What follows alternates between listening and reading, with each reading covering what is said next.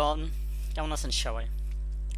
গত ক্লাসে আমরা দেখেছিলাম কিভাবে টেক্সট স্টাইল নিয়ে কাজ করতে হয় একটু অ্যাডভান্স লেভেলের। তো আজকে আমরা দেখব টেক্সট বাটন। যে কোনো টেক্সটকে আপনি কিভাবে বাটনে রূপান্তরিত করবেন সেটা দেখব। তাহলে আমরা প্রথমে দেখব হচ্ছে টেক্সট বাটন। তো আমাদের এখানে একটা অ্যাপ বার নেওয়া আছে এবং আমরা অ্যাপ বারের বাইরে এসে আমরা বডি নিব। আমরা এখানে একটা বডি নিচ্ছি এবং আজকে আমরা কয়েকটা উইজেট নিয়ে কাজ করব, সেই কারণে হচ্ছে আমরা কলাম নিয়ে কাজ করব। তো আমরা কলাম নিয়ে এখানে কাজ করি।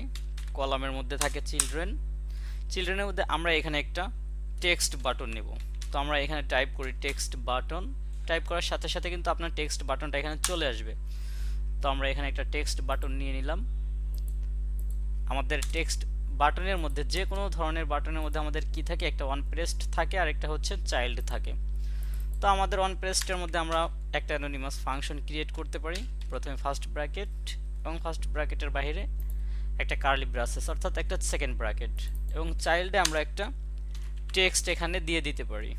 আমরা এখানে একটা টেক্সট দিয়ে দিতে পারি, সাপোজ এটার নাম দিতে পারি আমরা বাটন। তো আমরা যদি একটু হট রিলোড করি আমাদের অ্যাপ্লিকেশনটা, দেখা যাবে আমাদের এখানে একটা টেক্সট বাটন চলে আসছে। তো আমাদের এইখানে এটা একদম কর্নারে চলে আসছে। আমরা একটু সেন্টারে নেব এটাকে। Main axis alignment dot centre এবং ক্রস এক্সিস অ্যালাইনমেন্ট এটাকে আমরা সেন্টার করে দেব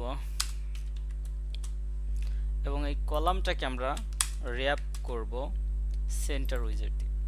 এখন যদি আমরা হট রিলোড করি আমাদের অ্যাপ্লিকেশনটা, তাহলে এটা আমাদের সেন্টারে চলে আসবে। ওকে, তো এটা হচ্ছে আমাদের একটা টেক্সট বাটন। তো এখানে ক্লিক করলে কিন্তু কাজ হবে, ইফেক্ট হচ্ছে এখানে। তো আমরা কিন্তু এই টেক্সট বাটনটার একটা ব্যাকগ্রাউন্ড কালার নিতে পারি, সুন্দর ডিজাইন করতে পারি।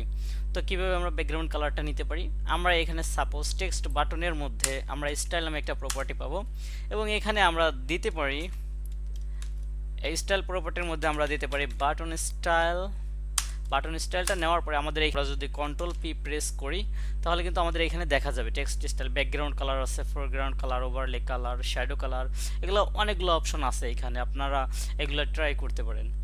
তো আমরা ব্যাকগ্রাউন্ড কালার নিয়ে কাজ করব। ব্যাকগ্রাউন্ড কালার, আমরা ব্যাকগ্রাউন্ড কালারটা কিভাবে নিব, ম্যাটেরিয়াল স্টেট প্রপার্টিটা আমরা এখানে নিব। ম্যাটেরিয়াল স্টেট প্রপার্টি নেওয়ার পরে আমরা একটা ডট দিয়ে এখানে অলটা সিলেক্ট করব এবং ভ্যালুটা দিয়ে দেবো। আমরা ভ্যালুটা কি নিব, কালার্স ডট গ্রিন, আমরা এখানে গ্রিন নিতে পারি।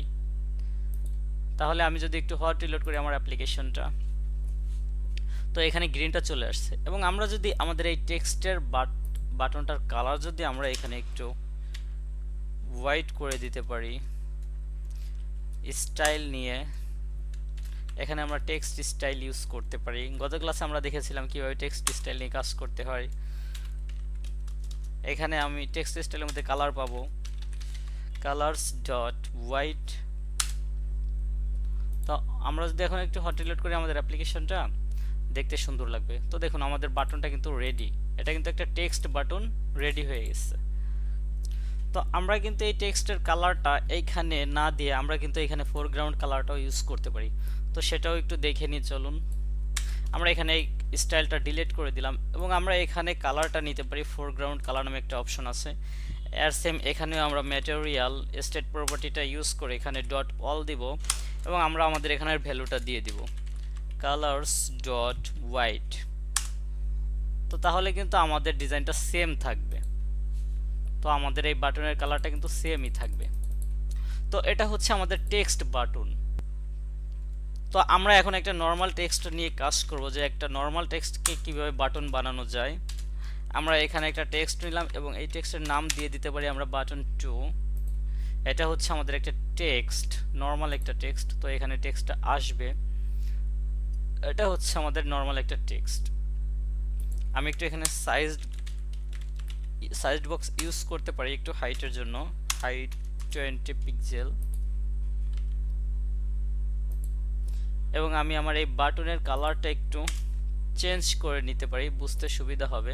স্টাইল করে নেই একটু, স্টাইল টেক্সট স্টাইল, আমি ফন্ট সাইজটা একটু বড় করি, ফন্ট সাইজ 30 পিক্সেল। আমি যদি একটু হট রিলোড করি আমার অ্যাপ্লিকেশনটা, আমার কিন্তু এখানে একটা বাটন চলে আসছে, কিন্তু এটা জাস্ট একটা টেক্সট, এটা এটা কিন্তু ক্লিকেবল না। তো আমরা এরকম যে কোনো টেক্সটকে কিভাবে ক্লিকেবল করতে পারি, আমরা ফার্স্টে করব কি, টেক্সটকে আমরা অল্টার ইন্টারপ্রেস করেও র্যাপ করতে পারি, অথবা এখানে ক্লিক করে আমরা এটার উপর ক্লিক করে এখান থেকে র্যাপ উইথ উইজেট এখানে ক্লিক করে আমরা এটাকে ইনকোয়েল উইজেট দিয়ে র্যাপ করতে পারি। তো আমরা ইনকোয়েল উইজেট দিয়ে র্যাপ করলে, তো আমরা এটাকে ইনকোয়েল উইজেট দিয়ে র্যাপ করব। ইনকোয়েল উইজেট দিয়ে র্যাপ করার পরে আমরা এখানে একটা ওয়ান ট্যাপ নামে একটা অপশন পাবো। তো আমরা ওয়ান ট্যাপের মধ্যে আমরা একটা অ্যানোনিমাস ফাংশন ক্রিয়েট করব। তো এটা হচ্ছে আমাদের একটা, এই টেক্সটটা কিন্তু একটা বাটন হয়ে গেল। নর্মাল একটা টেক্সটকে আমরা ইনকোয়েল দিয়ে র্যাপ করে এটাকে একটা ক্লিকেবল বাটন করে ফেললাম। এটা কিন্তু এখন ক্লিকেবল। এটা হচ্ছে আপনার টেক্সট বাটন, এবং এটা হচ্ছে নর্মাল একটা টেক্সটকে বাটন কিভাবে তৈরি করতে হয় সেটা দেখালাম। তো এখন আমরা দেখব ফ্লোটিং অ্যাকশন বাটন। তো ফ্লোটিং অ্যাকশন বাটনটা কি? ফ্লোটিং অ্যাকশন বাটনটা হচ্ছে, এটা আমার স্ক্যাফোল্ডের প্রপার্টি। তো আমি স্ক্যাফোল্ডের ভিতরে নিতে পারি, আবার আমি কলামের মধ্যেও নিতে পারি। আমরা স্ক্যাফোল্ডের মধ্যে নিলাম ফ্লোটিং অ্যাকশন বাটন। তো প্রত্যেকটা বাটনের মধ্যেই একটা ওয়ান প্রেসড অপশন থাকে, ঠিক এখানেও একটা ওয়ান প্রেসড অপশন আছে। এবং ফ্লোটিং অ্যাকশন বাটনের কি থাকে, একটা চাইল্ড থাকে। চাইল্ডে আমরা কি নিতে পারি, একটা আইকন নিতে পারি, আইকন, আইকনস ডট অ্যাড।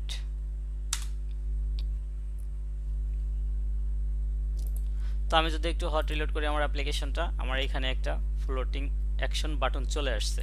তো এটা কিন্তু আমার একটা বাটন চলে আসছে। আপনি চাইলে কিন্তু বাটনের কালারটা চেঞ্জ করতে পারেন, আইকন চেঞ্জ করতে পারেন, অন প্রেসডের মধ্যে আপনার যাবতীয় কাজ করতে পারেন।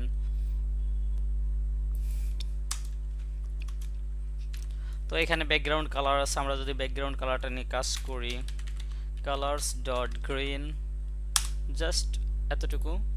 এখন যদি একটু হট রিলোড করি আমার অ্যাপ্লিকেশনটা, আমার কিন্তু বাটনের কালারটা চেঞ্জ হয়ে যাবে।